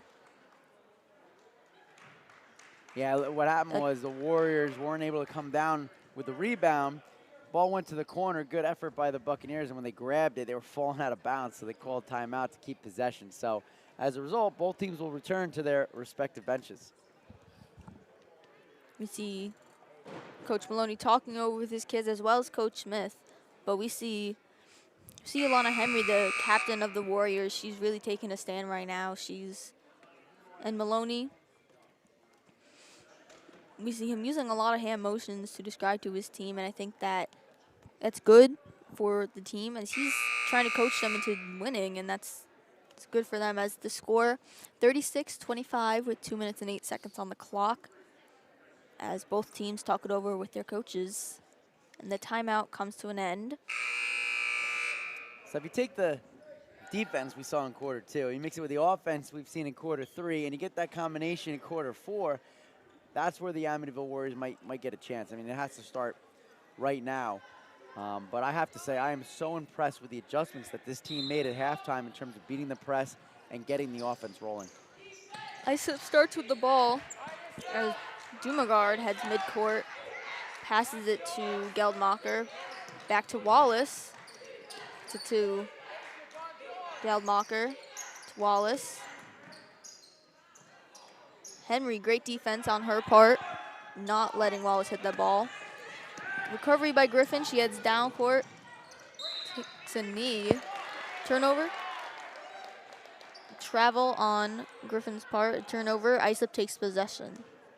Yeah, she tried to slam the brakes there and turn around and look for help as she was getting double teamed, but moving a little too fast, and as a result, skidded across the floor. Turnover Warriors. Dumagard has the ball, guarded by Jones, but she does not hit it in. It's recovered by Henry. She goes around her defense. It's it to Aiken. She dribbles midcourt, passes it to Jones. To Griffin. She goes around her defense and it goes around the rim, does not hit it in. But Alana Henry seems the rebound did not count as the whistle was blown. Or it did. There's some more points on the board for Amityville. Score is 36-27 Buccaneers, 1 minute and 13 seconds on the clock as Alana Henry goes to the free throw line. Wow, what a great play by Henry going up and under. First she had to pull down the rebound, then she goes up and under with the shot, and a chance to complete a three-point play here for the Warriors. She misses her first and only free throw shot as Francis has the ball but passes directly to Islip's Dumagard. She goes down court. Moran sinks a bucket for Islip. And that one is not a smart foul as, you know, again, if you're going to do that, you got to make sure they don't hit the shot. So the same thing happened to Henry on the opposite end of the court. Now the Bucks have an opportunity for a three-point play. We see Riley Moran of the Islip Buccaneers on the free throw line. She does not hit her first free throw in. The whistle is blown. Oh, I guess they're saying they didn't count the basket? It's odd.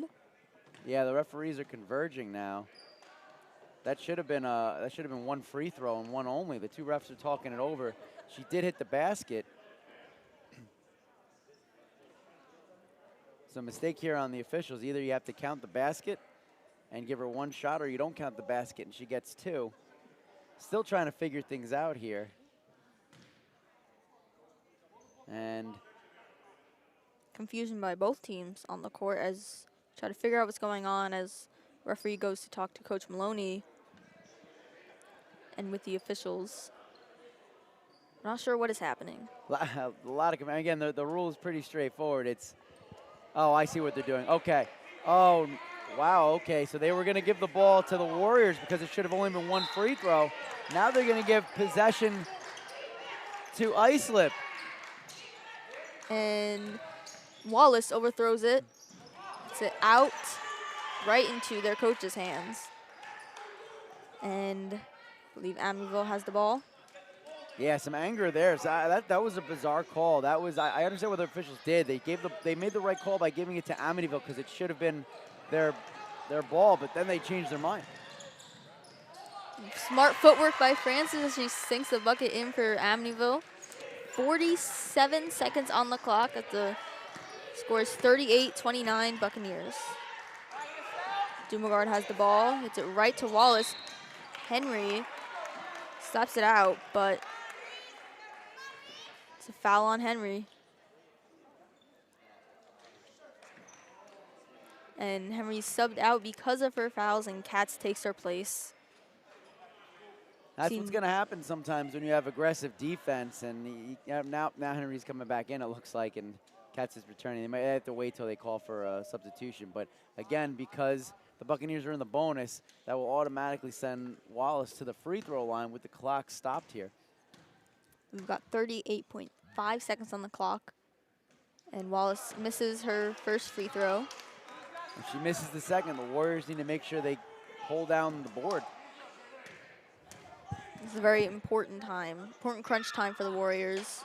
She misses her second free throw shot. It's recovered by Aiken. It's right to Henry. Really cornered by Wallace. 32 seconds on the clock as Henry tries desperately to make a pass, but she's really surrounded by the Islip's defense. But she passes it to Griffin, who goes up. The whistle is blown at 21.9 seconds. It's a foul on Islip, and That puts Mercy Griffin on the free throw line. She's going to shoot 2 with 38-29 Buccaneers and 21.9 seconds on the clock. An opportunity for the Warriors to cut into this lead with the clock stopped here. That's what they're going to need. Take as much time as possible as the first free throw is drilled by Griffin, and that's somebody Amityville really would love to get going. You know, Griffin has had some opportunities. That's her 5th point here in the 3rd quarter. She stepped up big. She misses her, she got her first free throw in, but misses her second one. And there's 15 seconds on the clock as Dumagard has the ball, passes it straight to Wallace. She's cornered by Amityville defense, but manages to throw it to Rayo. Hits it to Dumagard. Short pass to Wallace, back to Rayo. It's 1 second on the clock. Rayo tries to make it in, but she does not beat the buzzer, not make it in. And that's the end of the 3rd quarter. 38-30. Buccaneers are currently in the lead. It's been a very exciting game so far. And I'm Aaron Kruder with Mr. Grice, and we'll be back after a short break on the Amityville Broadcasting Network. On December 7, 2005, I was deployed to Baghdad, Iraq. As I was searching for the bomb, the bad guy and the bomb found me first. After the explosion, I was left with a 1% chance of living. During my road to recovery, I had a tremendous amount of support from friends and families and the Coalition to Salute America's Heroes. The primary mission of the Coalition to Salute America's Heroes is to offer financial emergency assistance to veterans and their families. Visit saluteheroes.org to learn more.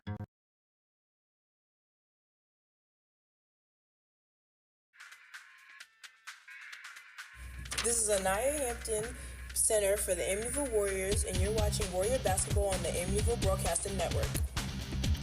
Welcome back to the Amityville Broadcasting Network. We are once again at the Freddie Williams Memorial Gym and at the face-up of the Amityville Warriors and the Islip Buccaneers girls basketball. I'm Aaron Kruder with Mr. Grice. It's been such an interesting game so far, and as we go into the 4th quarter, let's talk about it. How is it going to go? What's on your mind? Well, I would say it's been really the tale of 3 different quarters. I know that might sound kind of silly, but you know, the opening quarter, the Buccaneers came out strong. Warrior offense didn't do much. 2nd quarter, the Warrior defense stepped up big time.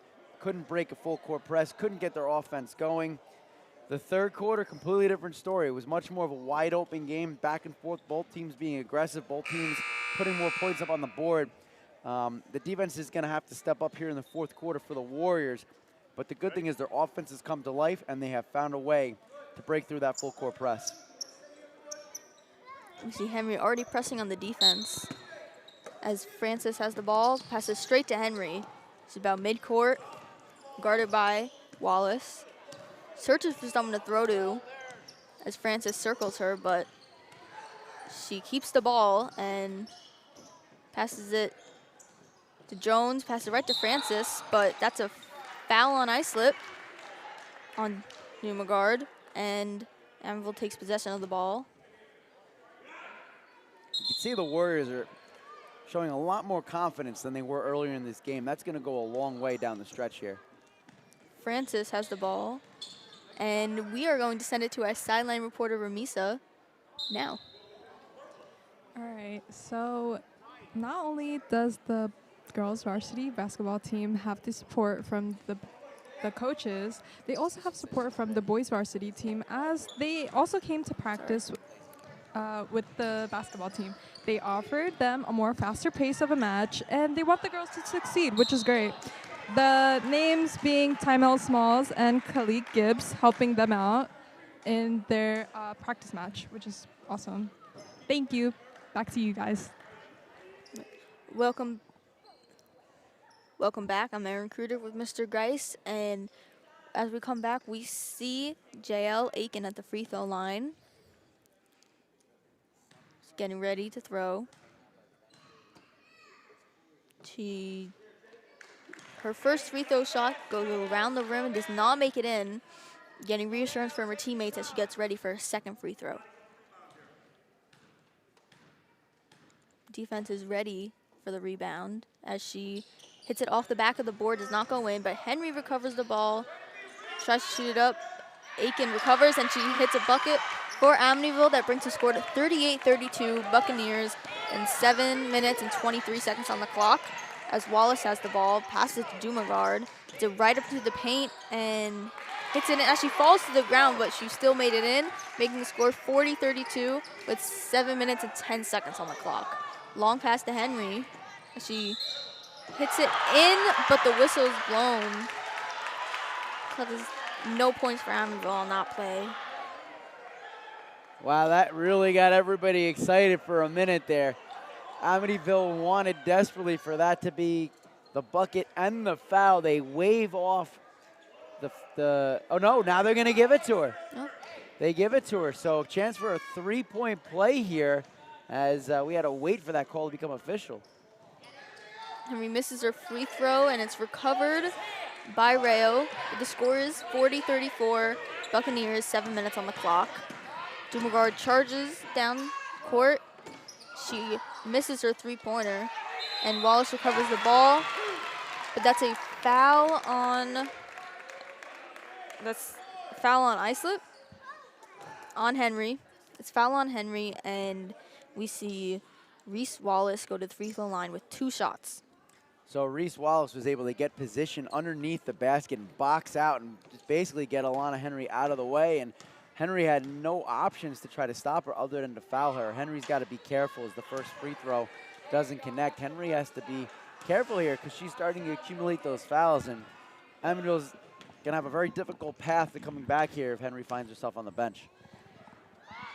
Wallace sinks her second free throw and brings the score to 41-34, Buccaneers in the lead with 6 minutes and 50 seconds on the clock as Jones hits downtown to Aiken, who misses her three-pointer, and it's recovered by Islip, by Moran.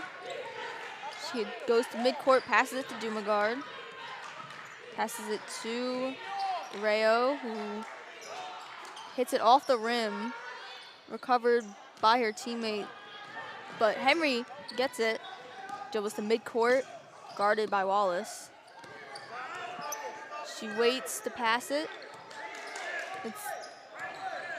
She runs into the paint, and Dumagard recovers the ball, runs down into her paint, and overshoots, but it's recovered by Rayo, but the whistle is blown. And we are going to send it to our wonderful sideline reporter, Ramisa. Hi. Alright. So what do you have to say about the team? The girls are such a hard-working group of young ladies, and they're determined, they're hungry, and they're just such a pleasure to be around, and they're going to have such a bright future, just like this broadcasting program. They're going to be incredible. Thank you. Back to you guys. All right, we're back. I'm Erin Kruder, and this is Mr. Grice, as Rayo sinks her free throw in and brings the score to 42-34 Buccaneers with nearly 6 minutes on the clock. Francis heads in between the circles, passes it to Griffin, waits to pass it, passes it to Henry, and she sinks the bucket for Amityville. Brings the score to 42-36. Buccaneers bring it really close, only a 6-point difference with 5 minutes and 41 seconds on the clock. Thanks to Evan Farkas for taking a moment to speak with us, athletic director here at Amityville. Wallace has the ball, long pass to Dumagard, inside pass to Rayo.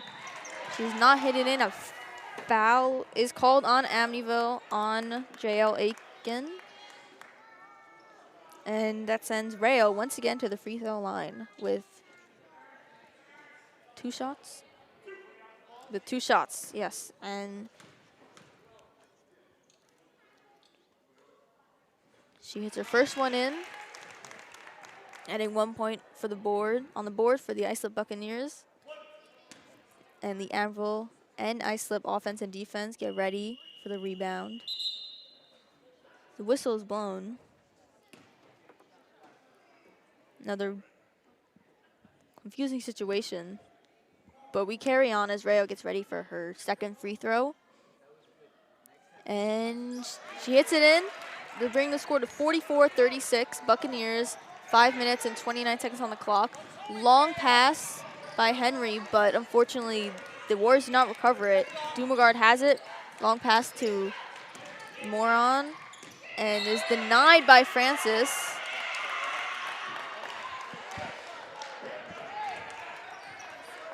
But Amityville takes possession of the ball, and Henry starts, guarded again by Wallace.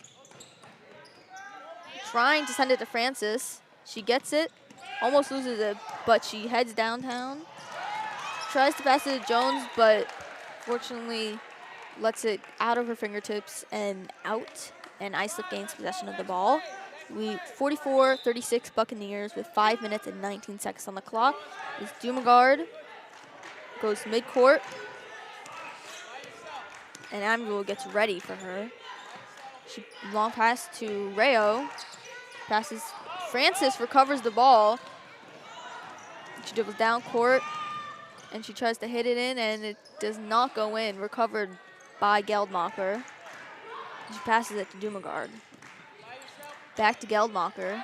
Back to Dumagard, but the whistle is blown. That was a turnover. That was a travel by the Buccaneers. Islip. And Alana Henry has the ball. Passes it to Baptiste.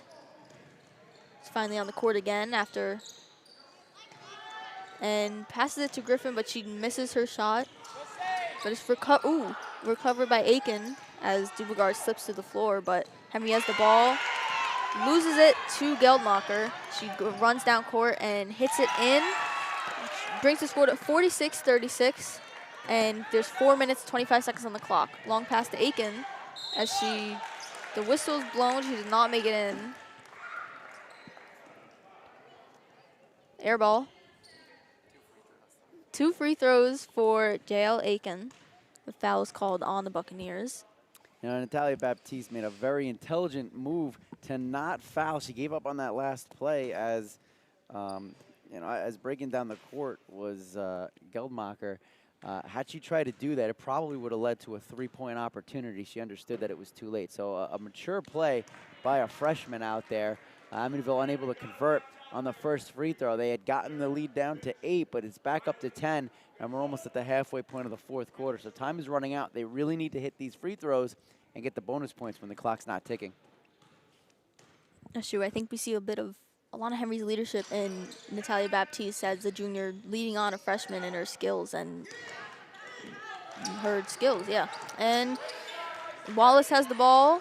Pass it to Rayo. Back to Geldmacher. Pass it to Moran. Pass to Rayo. Loses it. And but Moran covers it. Long pass to Geldmacher. Throws it to Dumagard. To Wallace. To Rayo, who misses her shot and is recovered by Natalia Baptiste. Guarded heavily by Geldmacher. The whistle is blown.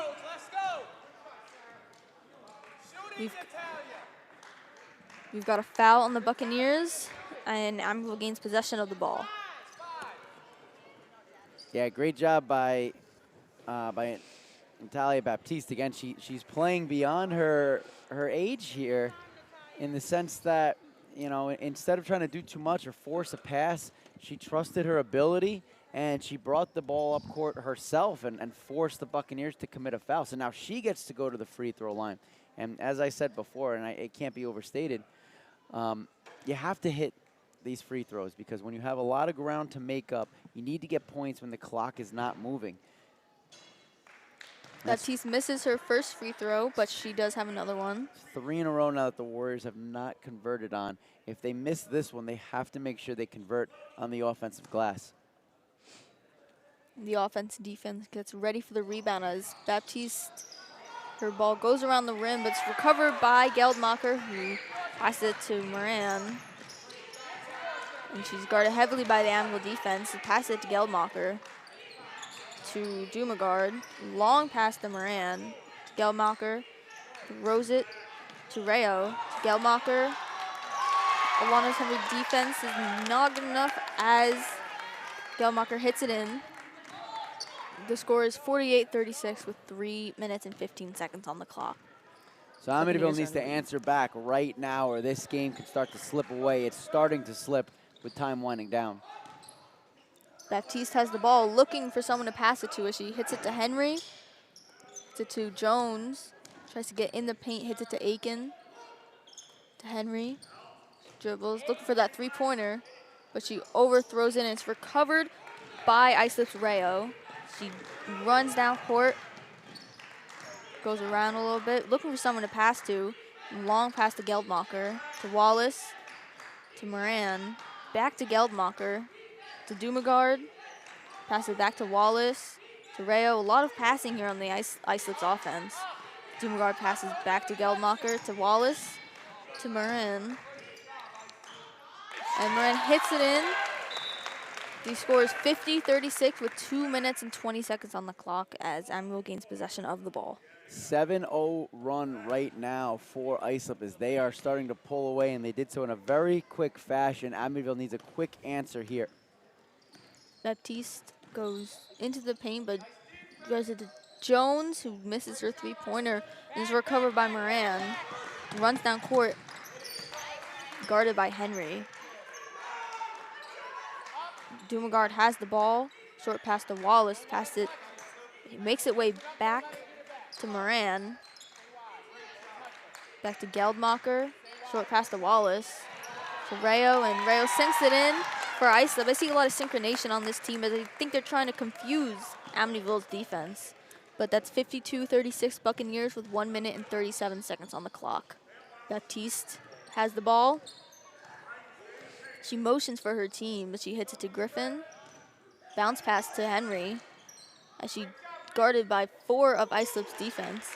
But she makes it in anyway and brings the score to 52-38, 1 minute and 20 seconds on the clock. Long pass to Wallace. Moran hits it back to Wallace, and she gets a bucket for Islip, bring the score to 54-38 Buccaneers with 1 minute and 3 seconds on the clock. It's crunch time in this fourth quarter. 1 minute left. And Dumagard has the ball. She sinks another 2 points for Islip as the whistle is blown. There's 56-38 Buccaneers, 49 seconds on the clock as a timeout is called. I believe a timeout was called. More confusion on the court as we've seen a lot today. Yeah, I guess they're asking for Amityville to take the ball out then. I'm not really sure what the whistle was for. You can see, though, on the body language, Warriors look frustrated out there. It's been a 13-2 run the last few minutes for Islip. And Dumagard almost trips over the ball. She heads downtown, but Baptiste, great defense on her part, but Moran manages to get the rebound. And there's a bit of an issue with the scoreboard. Yeah, now the officials blow the whistle because the clock was stopped. That probably benefits Amityville at this point, but there was definitely probably 6 or 7 seconds that didn't run off there, and it's at 156 points for Islip. I will say, though, so this ballooned out of control very quickly for Amityville. It's a 15-2 run that Islip has gone on, and really the last 3 minutes of game time. Before that, Amityville was hanging in, but down the stretch here, they've let this one get out of control. And Coach Maloney talking to his players right now, having a word with Aaliyah Jones, who's an 8th grader. You know, she looks upset out there, and that's understandable. But she's going to grow, she's going to learn, and we'll see how the Warriors respond here as they do have the ball. Obviously, this one's not going to go in the win column tonight for them, but let's see if they can finish off on a good note. Adeo and McGowan are subbed in for Islip. Aiken has the ball, loses it to Geldmacher. 24 seconds on the clock. Long pass to McGowan. She dribbles between the circles, hits it to midcourt Dumagard. As they're trying to run the clock out, they do not have to shoot again. They're just passing to each other. 8 seconds on the clock. 5 seconds on the clock. So they just keep passing to each other. And it's the end of the fourth quarter, end of the game. Final score, 58-38. Buccaneers take home the win today. It's a great game on both teams played very well. Both teams truly put their all. And we will see you back for the post-game show on the Amityville Broadcasting Network. Up next, I'm Erin Kruger with Mr. Grice, and we'll see you in a bit.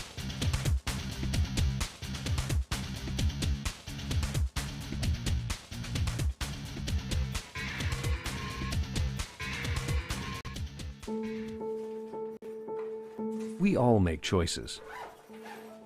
When it comes to alcohol, kids make choices whether to drink or not. Bye, Dad. Bye-bye. Remember, I'm going to Alex's party tonight and sleeping over. Have fun. Hey, have a seat for a second. Remind me about that party again? Alex is just... And adults make choices whether to talk about it. That's true of parents and every other trusted adult in a kid's life.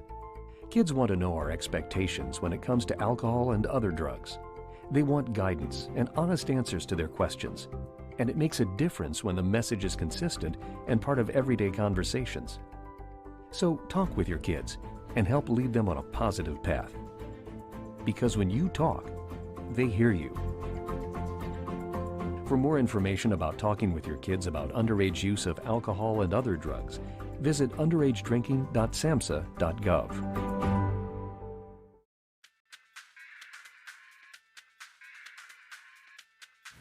This is Ariana Cuevas, point guard for the Amityville Warriors, and you're watching Warrior Basketball on the Amityville Broadcasting Network.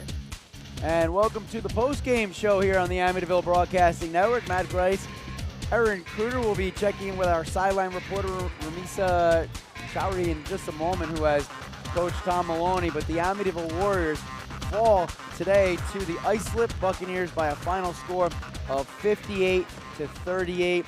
The final score not indicative of how most of this game went, but the game got out of hand as things wound down there in the fourth quarter. And we will break this one down for you.